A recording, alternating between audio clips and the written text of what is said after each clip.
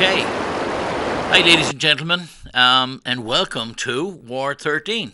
And of course, you expect to see um, John Hopwood here. Usually this is John's place, and I've been known to appear here from time to time. Um, John was not able to make it tonight. He was a little indisposed, and so he asked me to come in and to take his place. And so I'd like to start by saying welcome, and then secondly, if you're watching live at 7 o'clock or 7:02 on Tuesday, the 11th of June, the call-in number here is 640-3091. That's 640-3091. There's a lot going on in the city of Manchester, a lot going on around the country, and so if there's anything you'd like to unburden yourself of, or comment on, or whatever, whether it's something you want to praise or something you want to attack. Maybe attack's a strong word here, but please feel free. This is a forum for the community, and get it off your chest or contribute in whatever way you would like. That's 640-3091. And that's, as I said, we're live right now on Tuesday night at 7:03. One of the things I'm usually I have a program called Education Matters, and I do spend my time on education matters in the city, and I just wanted to touch off a couple of things here. If I could just grab the right spot on my screen here off to one side, and try and. So I had something earlier on tonight when I was doing my program Education Matters, and something we didn't cover there. There were quite a few things we didn't get around to, but one of the things we didn't cover there was this idea that's coming up at the State Board of Education, that's coming up for a vote. I think it's on Thursday, I believe, on Thursday morning. But it's this Learn Everywhere proposal that our friend Director Edelblut is proposing, supported by Governor Chris Sununu. And the whole idea of this Learn Everywhere thing, it sounds at first sight, or when first heard, it sounds innocuous enough. Learn everywhere. So the idea is, I guess, the standard classroom. The idea of a teacher standing at the top of a room with rows of kids sitting down from them and listening attentively while being spoken at. That model, if it ever worked for anybody, it certainly doesn't work for everybody. And so schools more generally have been looking at other methods and using other methods and ways of doing things. Now, there are times when that lecture hall, so to speak, model certainly works. And there is information that's delivered in that format that works. But there are also, we all know that recreation time is important and hands-on time is important, and we know things like, show me how to do it, tell me how to do it, and is not as effective as show me how to do it, is not as effective as having me do it myself, and learning that way. And so schools generally, as is the Manchester school system, they're very dynamic in their approaches to things nowadays. Sometimes they run afoul of the public when they are accused of experimenting. Sometimes people go so far as to say, "Oh, why are you experimenting on my children?" sort of thing.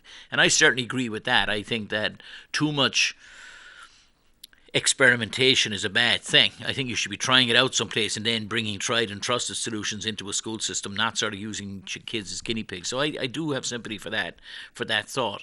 But So generally, I have said I'm in favour of innovation in education, and certainly given modern technology and social media and the growth of technology and the growth of understanding of child psychology, etc., that all of these things should be brought to bear in order to deliver the best education to a broad spectrum of kids.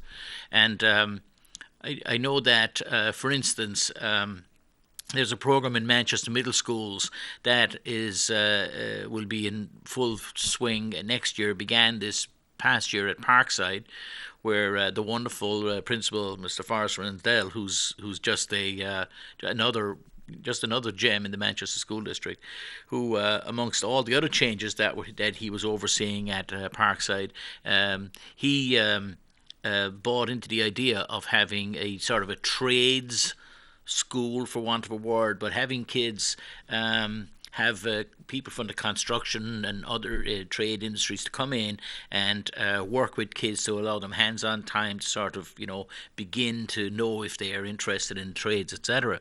And now, there's a program that I saw again. I know that School Board member LaHoo has advocated these programs from the very first moment he came on the board a year and a half ago, and so there's a program at the in the schools, in the middle schools, which you'll be able to find if you go to mansd.org. In the schools in Manchester, there'll be a program this year for a number of kids to be involved in this in construction or the trades, etc. It's a free program. It's available. You need to apply for it. It'll be on at MST, I believe, but the details are on the Manchester School District website. So I want to say that because there are things that I fully support the idea of the kids having lots of opportunities. I dislike the idea intensely of substituting one for the other. There is a place for academic rigor. There's a place for music, drama, the arts. There's a place for robotics and science and technology. There's a place for biology, chemistry, physics. There's a place for foreign languages. It's amazing the things that kids at various ages in their school career latch onto, and they find that thing that becomes their passion. And that's really what we should be as educators. I don't include myself as being an educator, but other than as a parent of my own kids, but educators are striving towards getting there. And of course, sports. There are kids who go to school and really they spend all day, looking forward to the fact that they're going to play in their school uniform, or they're going to be they're going to be trying out for a team because they love basketball, or they love football, or they love soccer, or they love being on the swim team. There are kids who love the crew teams. All of it. The math team, the debating society, the spelling bee people. It's amazing how exciting you see middle schoolers at their spelling bees, and it's like watching, a playoff game. The energy and electricity in the room. So there's a place for kids should be met as far as we can where they are, and generally speaking, the Manchester School District, not through the program, for instance, that we talked about at MST and the very many wonderful things at MST, but across the board, the Manchester School District generally has done a good job of opening up and allowing lots of opportunities for kids. Now, we're not going to use this show to talk about the fact that things are underfunded and that they're bootstrapped and we're constantly trying to, make do with minimums. And so all of that is true. At the same time as saying that from a policy point of view, Manchester school boards over recent years have done a good job of saying, let's look at this other stuff. And someone says, well, we can bring in public-private partnerships, like, for instance, Velcro at West High School, and now to be copied by others. GE with its aviation program. There's a lot of wonderful things. However, there are those, so I fully support that when aimed at improving the opportunities for young people in our city, and it's not about saving money and cutting costs and reducing opportunities. It should be the opposite. And there's a bill that's coming up. This Learn Everywhere bill is coming up for a vote on the State Board of Education on Thursday morning, and it is a very dangerous bill, because this under Learn Everywhere, what basically this bill would allow the State Board of Education to do is to allow private organizations, individuals, companies, businesses to offer credit for whatever activity they may want. And then the real kicker is that the local school district, so if the kid is from Manchester and a guy who does a company that does whatever it might be, I don't want to malign anybody, so let's say they're a baker. They bake wonderful cakes, and so a cake baker in Berlin wants to employ somebody at 14 or 15 years old without any involvement of the Manchester School District. The kid working in the bakery from Manchester, working in the bakery wherever, the baker could just sign off and say he's competent at physics because he was able to stack the 3 layers of the cake and he understood they didn't fall over. He's competent at level 4 math because he was actually able to calculate the ingredients and the ratio of flour to sugar to baking soda to whatever. He's competent at biology because he understood the action of enzymes and the proofing of the rising of flour, etc. And down through he's competent at English because he could write people's happy birthday names on the top of the cake. And so once the baker has decided that you're competent, then he just signs off on that with no, this sounds crazy, but this is the proposal. The Manchester School Board, the Manchester Superintendent, Assistant Superintendents, teachers, principals, all the way down the line. Nobody would have any say in it other than the kid would get his diploma because some private person who's got no experience in education, knows nothing about education, that person would say, I believe he's competent to graduate high school, he's done. So now you could take kids out of the school system, you could put them into, you could be a charity, you could be a regular, religious group, or you could be some minority wackadoodle, living in a cave sort of quasi-religious group. You could be anything you want. It takes the idea of the charter school idea and it multiplies it, exponentially. And so the control goes away. There is no control. It flies in the face of the idea of local control because all local control would be gone.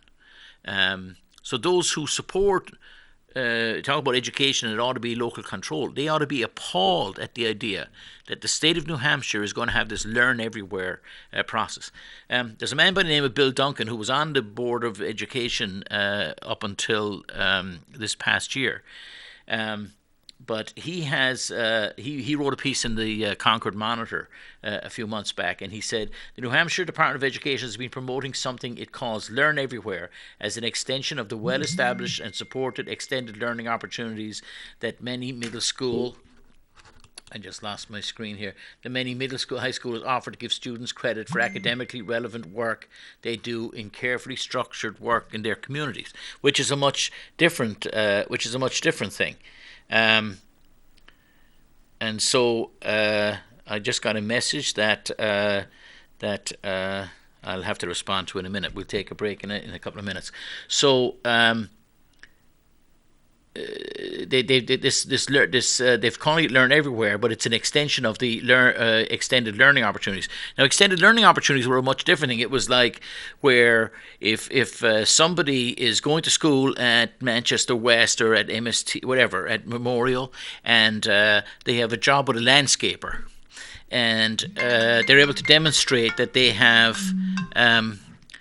great competency in everything to do with they're green fingered. They know about plants and planting and biology, etc.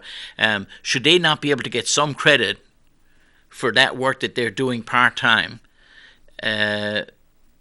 Instead of the kid who's just reading out of a book is getting credit. And so I've got no problem with that, and I don't think anybody else does. This extended learning opportunity says, show me that you've learned some of these things, and oh yeah, that sounds good. We'll give you credit for that. So that exists today. This next step is taking it away from there to a whole new place. It says that they do carefully structured work in their communities. It would be a mistake to see it that way.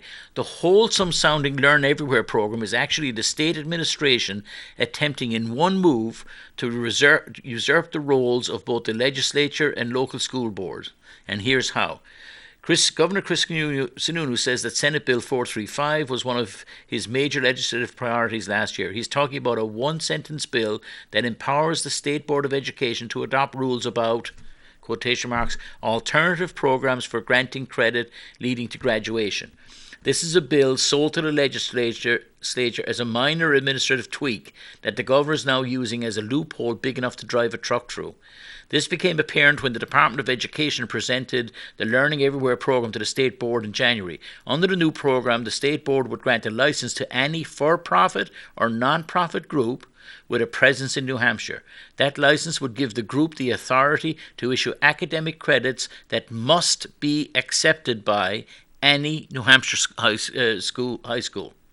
As outlined, the process would be something like authorizing a charter school, but whereas a charter school grants its own credits and diploma, Learn Everywhere groups, as they are called, would have the authority to create credits anywhere in the state, in Laconia, Bow, Salem, Hanover, any place. Currently, each New Hampshire school board constructs a high school diploma that meets state standards while reflecting its community values, its student body, and its plan for meeting their needs. That's why local control is the bedrock for New Hampshire public education. The department's proposed program turns the whole system on its head and says, in essence, that local school boards would no longer be responsible for the quality of their own diplomas.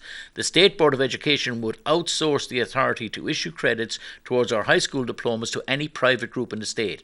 That includes the local dance instructor and the math tutorial program at the Boys and Girls Club, but it also includes full-on non-school schools like Big Fish in Dover, or a for-profit enterprise that might otherwise have started a school could now, with a state board accreditation, recruit students across the states for its online courses and grant certificates that every high school would have to accept. For that matter, anyone in a living room or church basement could do the same.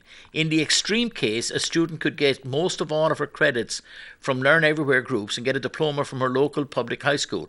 Over time, if the program caught on, local diplomas would no longer have the same meaning in the eyes of employers and post-secondary schools. They would essentially be New Hampshire State Board of Education diplomas. The remedy is simple. Allow the program to happen if the governor wants it, but allow each school district to decide whether to grant academic credit for work under the Learn Everywhere program. So I have to take a quick break, ladies and gentlemen, to respond to a call I've just got. I apologize. I'll be back to you in a couple of minutes. Thank you.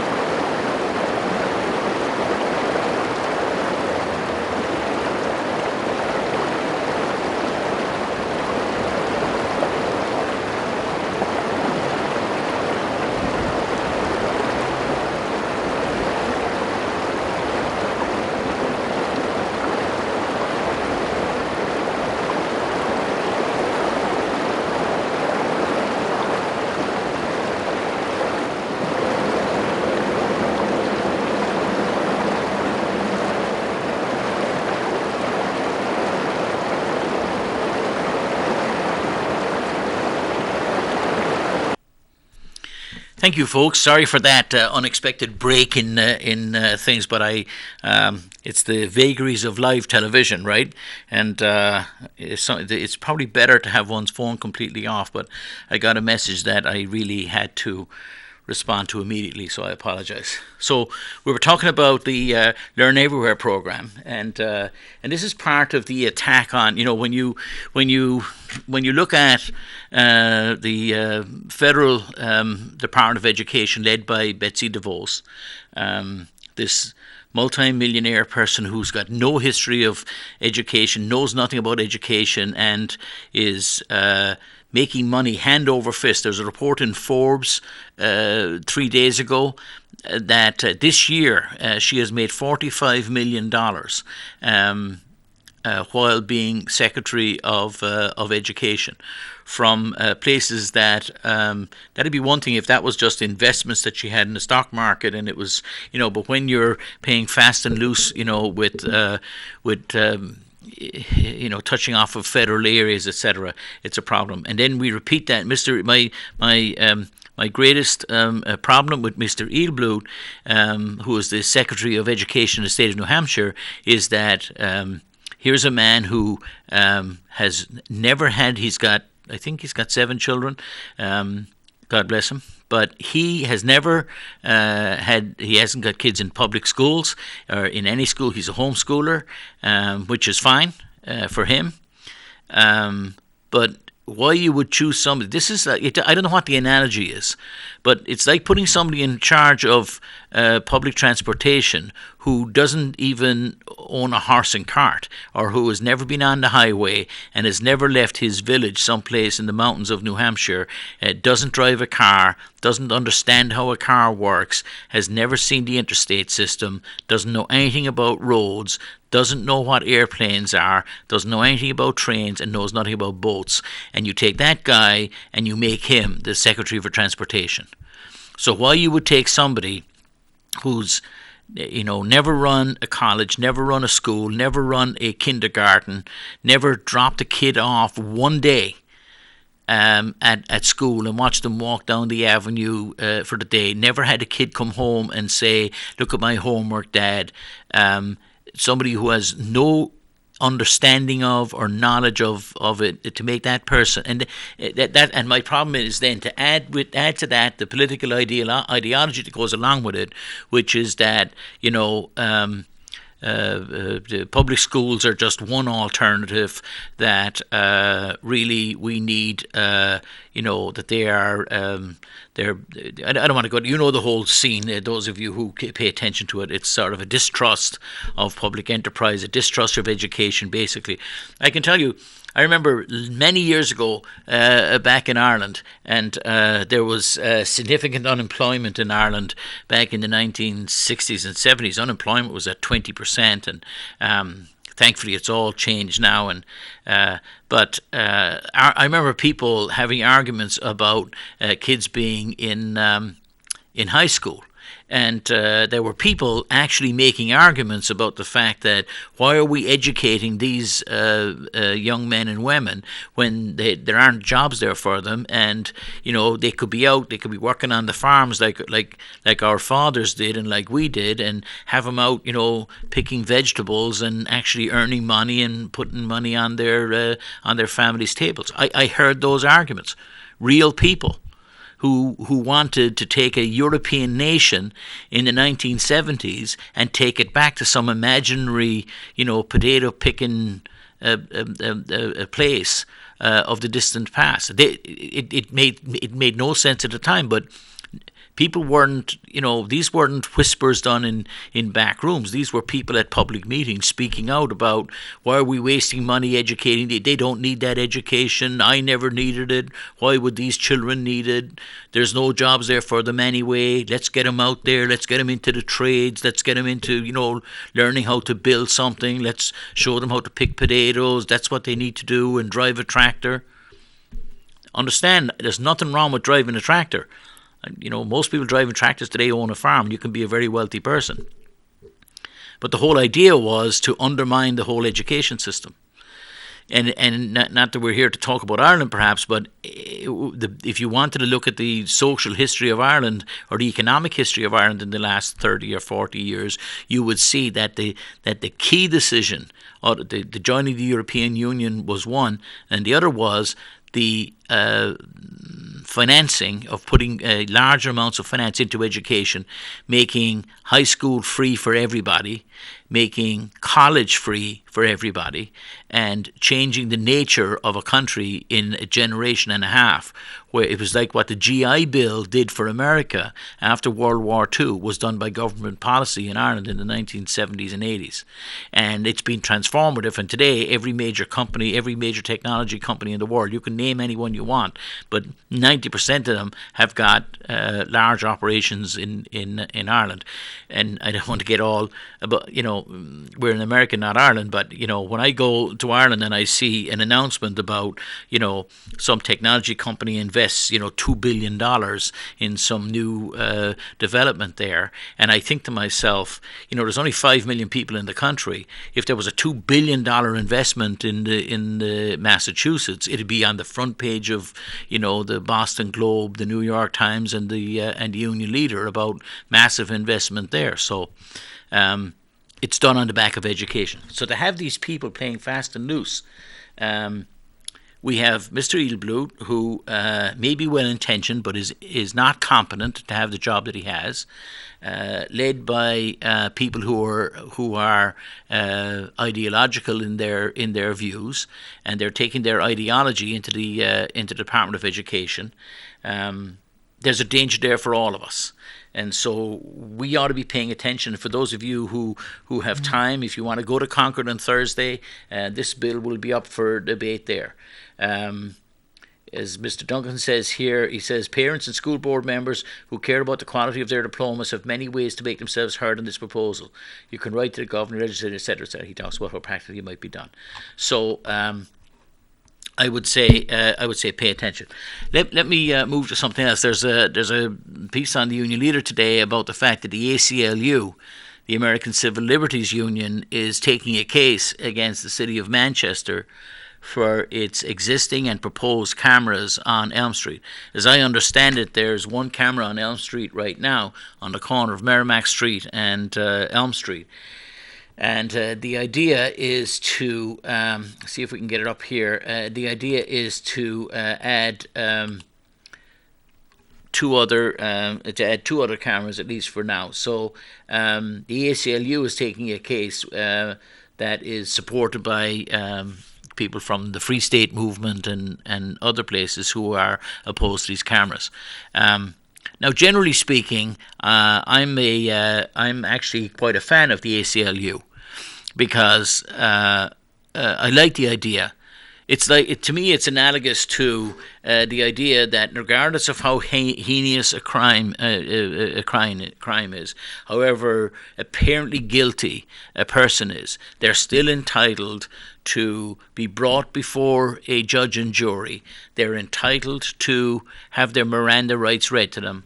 They're entitled to a public defender, because that's the difference between a democracy and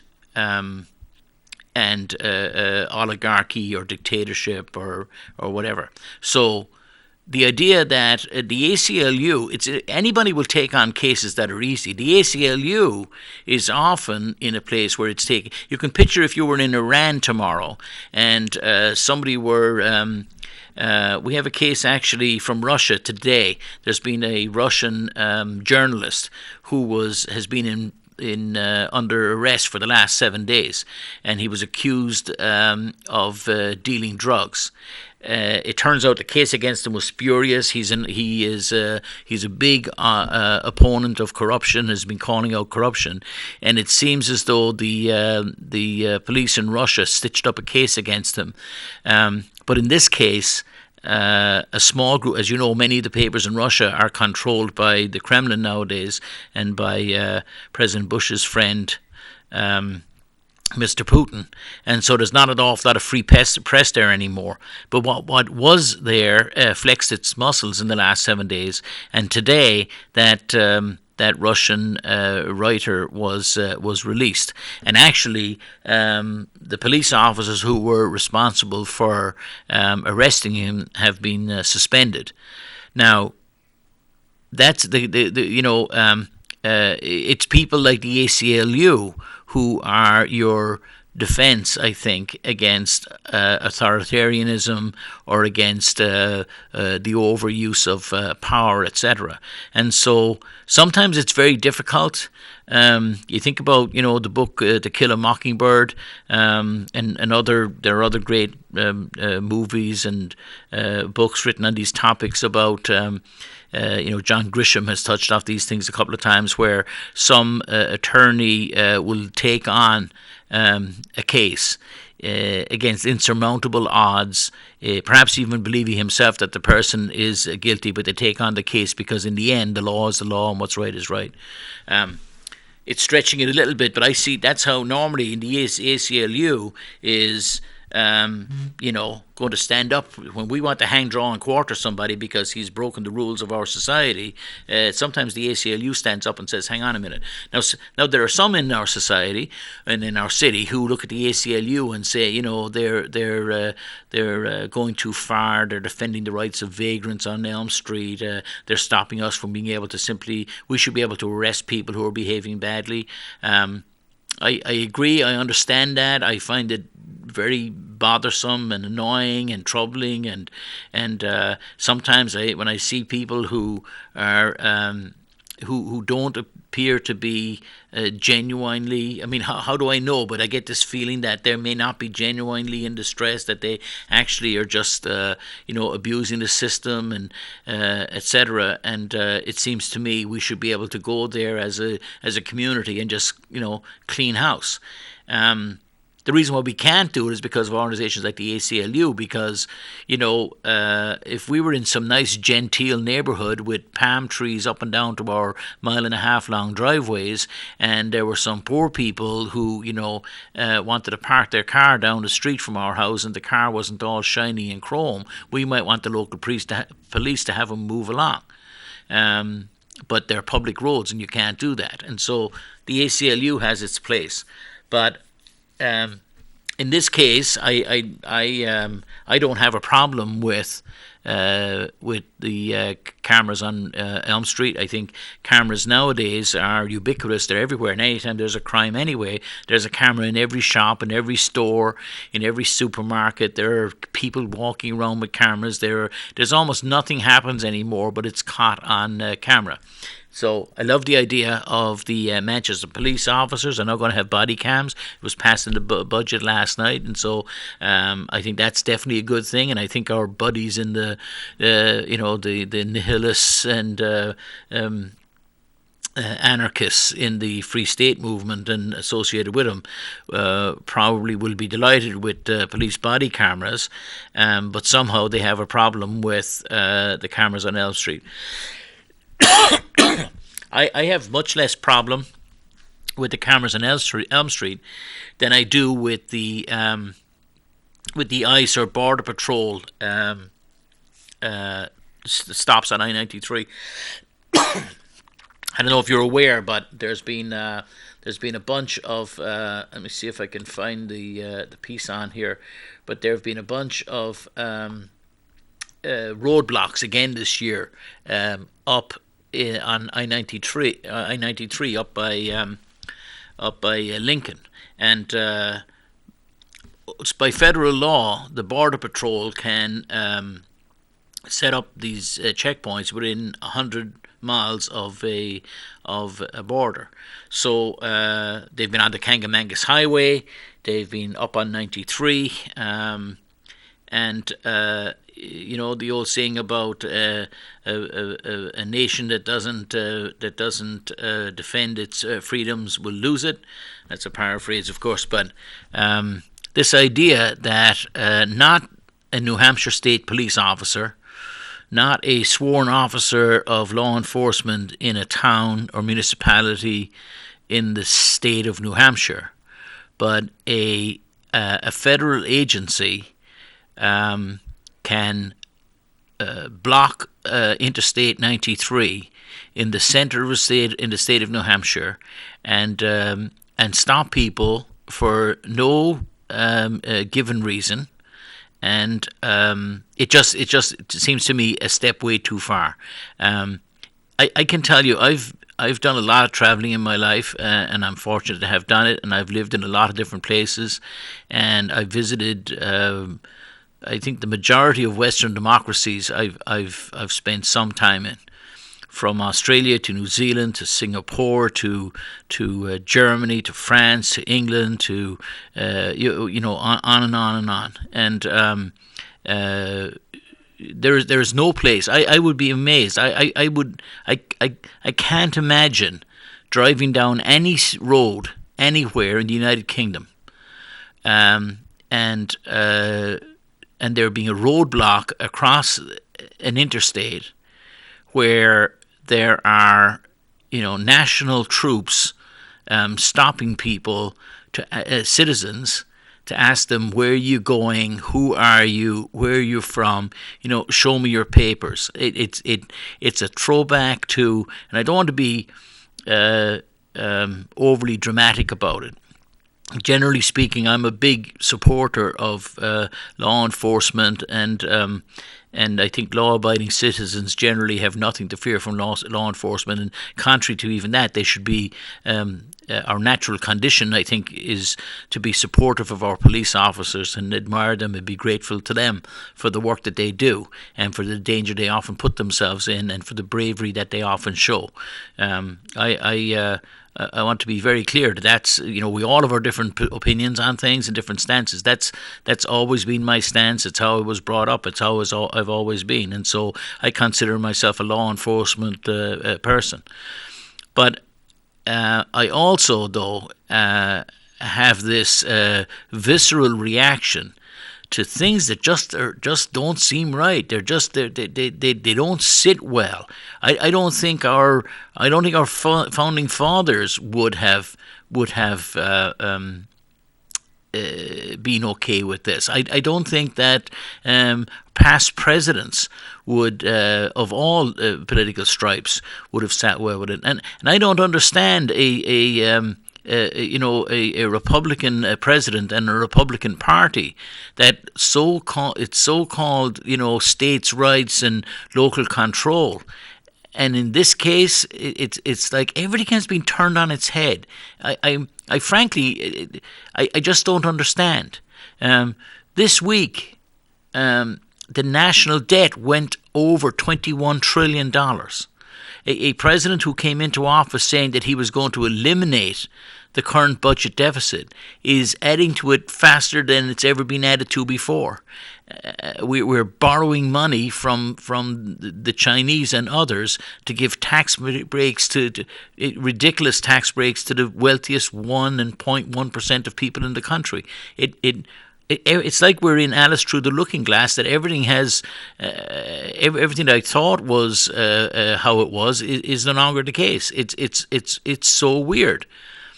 I don't understand. It's not that my friends who were fiscal conservatives had a happy home in the Republican Party, and you'd say, well, they're there because they believe in law and order, and they believe in small government, and they believe in fiscal responsibility, and there's a set of things that most of us think. You think about a Republican, this is how they. And I don't demonize people by this. I'm saying that's legitimate. Those are legitimate sets of views, and. I think about Democrats, and I put Democrats in a box, and I say, well, these are people who support, public institutions and are for civil rights. And, now I can hear the arguments about past history from who was on what side in the 1960s. And I'm just, this is not a learned sort of, let's try to describe the Democratic Party. I'm just saying that my friends who are Democrats, they're not, none of them, no two of them are the same, but I'm thinking, that's kind of where they're coming out of, right? And my friends who are Republicans, I'm thinking this is where they're coming out of. Local control, small government, less government spending, less borrowing, and limiting, federal involvement in our lives and all that stuff. And I'm here. I'm living in a state called the Live Free or Die state. and we have federales on Interstate 93 in Franconia, on the Kangamangas Highway, in the middle of a beautiful day. Nothing's happened. There's been no terrorist attack.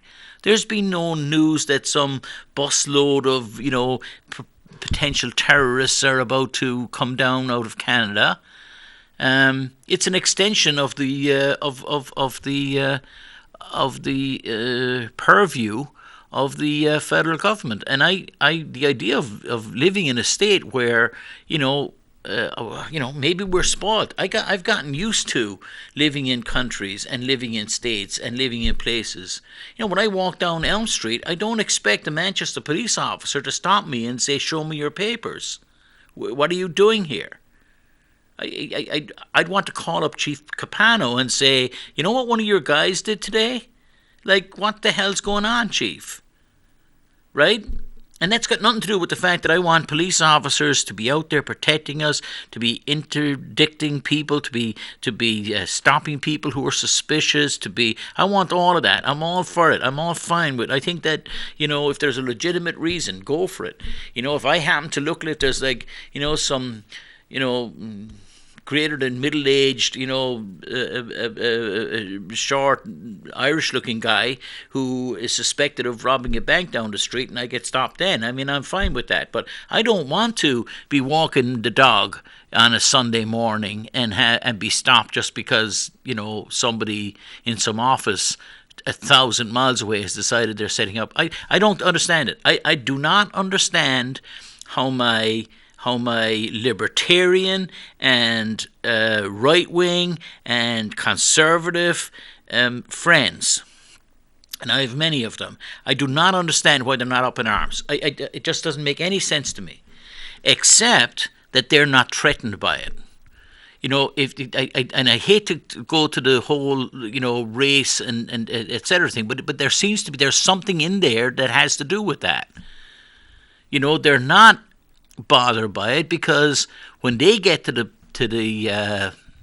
bothered because they're going to get slowed down on the Kangamangas Highway when they're going on a fishing trip, or they're going to get slowed down on I-93 where they're trying to get to their camping site, and it's a minor inconvenience. But they're not in any sense threatened by it because once you're white and blue-eyed and Caucasian, no problem with you. No, you could be one of President Trump's Norwegians that he would like to bring in here, but you're fine. But if you're not, if you happen to be an American of some other race or ethnicity, then maybe you get pulled off to the side, and now it's a much different thing. So I think there's a complacency there that we all ought to be alarmed about. So while people are dancing up and down about a couple of cameras on Elm Street and how the police office may be able to keep an eye on things that are happening on Elm Street and respond to things, somehow the same group of people who have a problem with that are fine with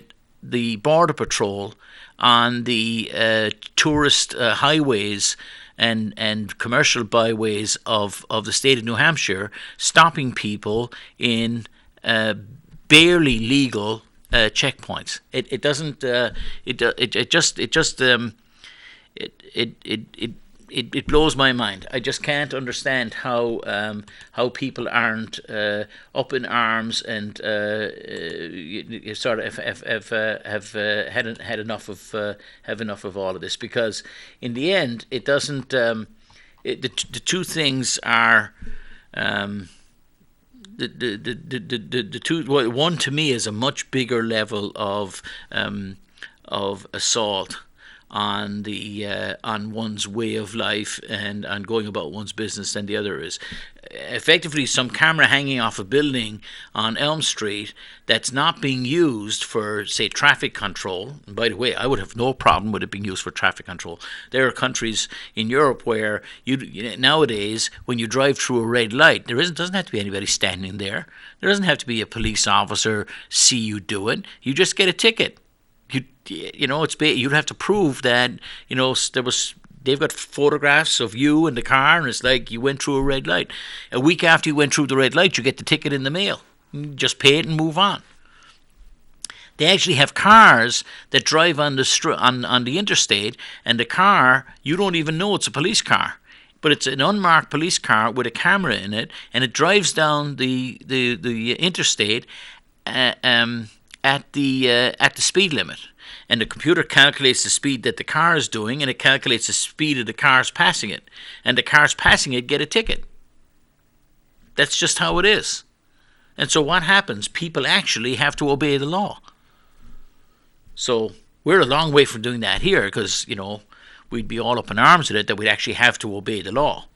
But the idea that we're okay with stopping citizens and people going about their legitimate business, it reminds me of, I was in East Germany and the old Czechoslovakia, and into Poland. I went on a trip before the fall of communism in the 1980s with a friend of mine who was from Poland, and we travelled by train through the borders from West Germany, East Germany, into Czechoslovakia, and then back, and then we went to Poland, and just like on the old like Humphrey Bogart movies, there were border patrol agents who were armed, got on the train, and they wanted to see your papers, and of course that was a border, so it was legitimate.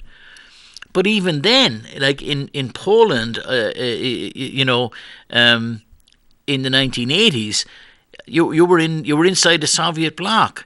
And when you drove down the street in Warsaw, there wasn't anybody, there was nobody on the roads outside of Krakow, where there were roadblocks, and you had some guy, show me your papers. It didn't happen. People don't do that. That's not how the modern, normal world works. And yet you come to the United States of America, the bastion of freedom and democracy and self-determination and the rule of law, and we have this. I don't get it. Hey, good evening, caller. How are you? Yes. Hey, speaking of 93, I worked on 93 when they were building it back in the 60s, and the law has always been like that. The what? You have to turn down your TV. And yeah, and there was a sign on the highway that said horses and motorcycles prohibited. Right. At the beginning. You have to turn down your TV. Right. They still have those signs on there. Oh, that's been removed. Oh, it has? At first, I'm talking back in the 50s and 60s, when the federal highway has presidential everything. They can shut it down. Yeah. Yeah. Yeah. Okay. Yeah. Well, all right, caller. Well, horses had the right of way all the time, but not on the federal highway. All right. Okay. I don't know if you. Yeah. Okay. All right. Thank you. Appreciate the call. So thank you, caller. There was a problem with there's a delay, caller, on the TV. So your list, you had your TV on. It was hard to understand you because we were there's a delay between the two. But I understood you said about that there was. Yeah, I'm not questioning the right of the. There's no question that the Border Patrol is within the law. Doing what they're doing on 93 in the Kangamangas Highway, they're allowed to do that by federal law within 100 miles of a border, and in huge parts of the United States are within 100 miles of a border. They haven't usually previously done it, and so there were never ICE and Border Patrol roadblocks on I-93 in Franconia and Lincoln until the last 2 years, and so there has been a big difference. I'm not questioning the fact that they are within their rights, so to speak, and that it's legal. And I don't know how you would undo it if you wanted to undo it. How would you stop? The Border Patrol needs to be able to do their work, and as I said, I'm a big supporter of law enforcement being able to do their work. But there's something mighty wrong. I don't care that it's legal. There's something wrong about the fact that in a modern Western democracy that we purport to be and claim to be, that we have government troops or employees or government law enforcement people setting up roadblocks for nefarious reasons, in my view. interfering with the daily commerce and commute of people. I don't know why children and I don't know why children sitting in the back seats of cars should be sitting there, intimidated or frightened by, vans and trucks all over the highway as you have to slowly go through. Growing up in Ireland, I talked about Ireland earlier on. Growing up in Ireland, when you would go into Northern Ireland, and it was a semi-war zone, and there you got stopped, and you got stopped by British army patrols, and it's only one step to where when someone's pointing the business end of an FN rifle or whatever they may have had at the time at your head as somebody else is questioning you, it brings things into there's a clarity about it all of a sudden. And so I know exactly what it's like to be stopped at various times by people with blackened faces and helmets on, and who, by the way, were just guys doing their job, right? They were there trying to protect the people of Northern Ireland. That was their view. There was a lot of skullduggery going on. There was a lot of black ops going on. In the background, there was a I wouldn't call it a low-scale civil war, but there was certainly fighting going on, and there was what some people would call freedom fighting, and some people would call terrorism going on. But there was tit-for-tat killing going on, and the military and its intelligence arms weren't above partaking in those events. And recent history has shown again and again the number of times that acts were sanctioned by the British government or carried out by British forces that were quasi-legal or illegal. But I don't question the fact that the majority of young men in uniform on the streets of Northern Ireland were there, for love of king and queen and country, and saw themselves as trying to enforce the laws. I only know as a young man driving down the street and being pulled over 3 times in one night, and having flashlights and guns pointed at you. It's not a place you want to live, and thankfully it's not like that there anymore. And thankfully it's not like here in the United States, except if a population is willing to passively allow the slow creep of these kinds of encroachments on our liberties, then that to me is a big deal, and I think people should just wake up to it. I don't know what the solution is. I think it has more to do with attitude than anything else. It's a suspicion that people have about what the real intention is and what they're really doing. Are they profiling people? Do they have, some people will feel a lot more comfortable going through those checkpoints than others. And I'm not talking about whether they're legal or illegal. I'm talking about based on their history and on their understanding. The drama, the trauma that it might have on people who have come here legally years ago, whose home countries had some of that stuff going on. That happens in the Congo, and people get pulled out of cars and shot in the head and left on the side of the road. We saw this stuff going on in Sudan this past week, with atrocious happenings going on in Khartoum. Nothing like that, thankfully, is happening in the United States, and we're grateful for it. And but those of us who love the United States and love the country we live in and the state that we live in, we need to be vigilant, and we need to push back against excesses when they happen. So, ladies and gentlemen, there's the pontification for now. I hope you'll be back. You'll have John back next week, and you can spend time with him. I appreciate you spending the hour with me, and we'll see you all soon. Thank you, and good night from Jim O'Connell and Ward 13.